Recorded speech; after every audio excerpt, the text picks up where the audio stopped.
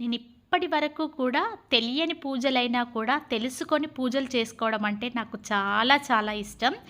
ఏ పూజ అయినా కానీ నాకు ఎవరు చెప్పినా కానీ నేను పూజ అయితే చేసుకుంటా అండి. అనుమానాలకు పోయి, భయాలకు పోయి పూజలు మాత్రం చేసుకోకుండా మాత్రం అస్సలు ఉండను. Hi friends, welcome to our channel మమతల నిలయం. అందరు ఎలా ఉన్నారు? బాగున్నారా? నేనైతే చాలా చాలా బాగున్నాను. మీరు కూడా బాగుండాలని మనస్ఫూర్తిగా కోరుకుంటున్నాను. ఈరోజు వ్లాగ్ వచ్చేసి నిన్న రథసప్తమి కదా అండి. రథసప్తమి రోజు మా ఇంట్లో నేను సింపుల్గా నాకు తెలిసినంత వరకు నేనైతే పూజ చేసుకున్నానండి. అది ఎలా చేసుకున్నాను అనేది ఈ వీడియోలో అయితే మీతో షేర్ చేసుకుంటున్నాను.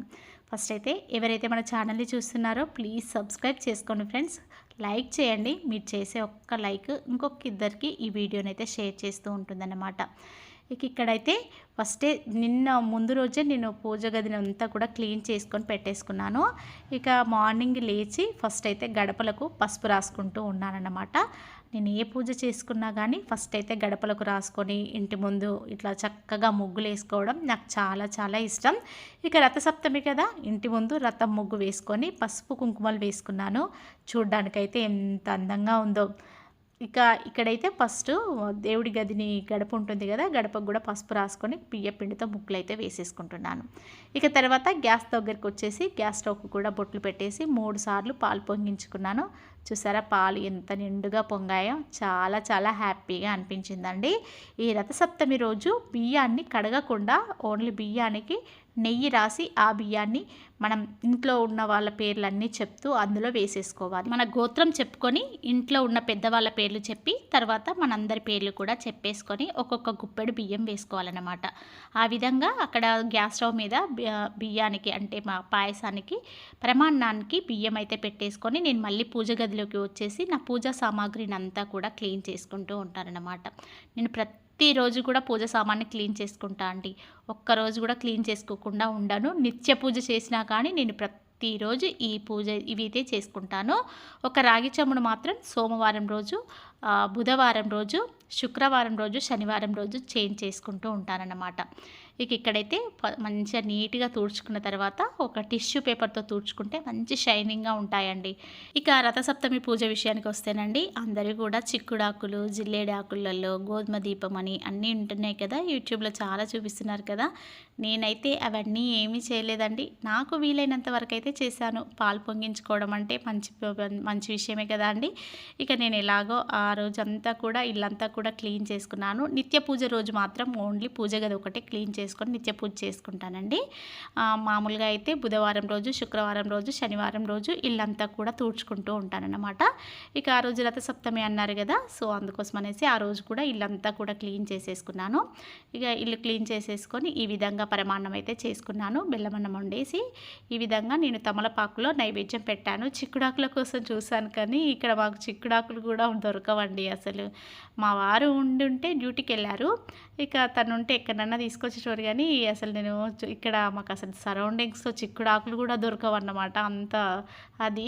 ఇక సర్లే అనేసి చిక్కుడాకులు లేకుండా తమలపాకులోనే పరమాన్నం నైవేద్యంగా పెట్టేశాను. తులసమ్మ దగ్గర కూడా పరమాన్నం నైవేద్యంగా పెట్టేసి అమ్మవారి అష్టోత్తరాలు చదువుకున్నాను. ఆ వెంకటేశ్వర స్వామి యొక్క గోవిందనామాలు చదువుకొని, అయ్యప్ప యొక్క అష్టోత్తరాలన్నీ కూడా చదువుకొని, విఘ్నేశ్వర స్వామి యొక్క అష్టోత్తరాలు కూడా చదువుకొని నా పూజనైతే సింపుల్గా చేసుకున్నానండి. ఆ రోజు అమ్మవారికి కుంకుమార్చన కూడా చేసుకున్నాను. మనసుకైతే చాలా ప్రశాంతంగా అనిపించిందండి. చెప్పాను కదా అండి, నాకేదైనా పూజలు చేసుకోవాలనిపిస్తే మాత్రం నాకు తెలిసినంత వరకు, నాకు చేసుకోగలిగినంత వరకు నేను చేసుకుంటా అండి. నాకు ఇష్టం పూజలు చేసుకోవడం అంటే చాలా చాలా ఇష్టం.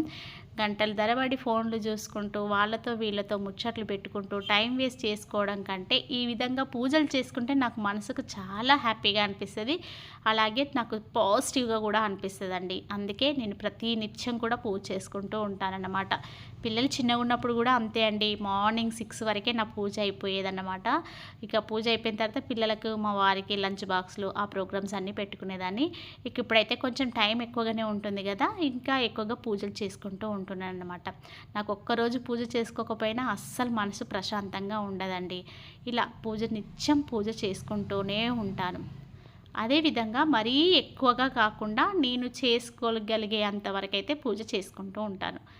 ఇక్కడైతే మంగళహారతి ఇచ్చేసాను. మంగళహారతి ఇచ్చి నాకు వచ్చిన హారతి పాటలు అమ్మవారి ఒక 2 చదువుకొని పూజనైతే ముగించుకున్నాను. ఈ విధంగా ఈరోజైతే నా పూజనైతే ముగించుకున్నాను ఫ్రెండ్స్. ప్రతిరోజు నిత్య పూజ అనేది నేను ఓన్లీ 2-3 శ్లోకాలు చదువుకుంటూ ఉంటానన్నమాట.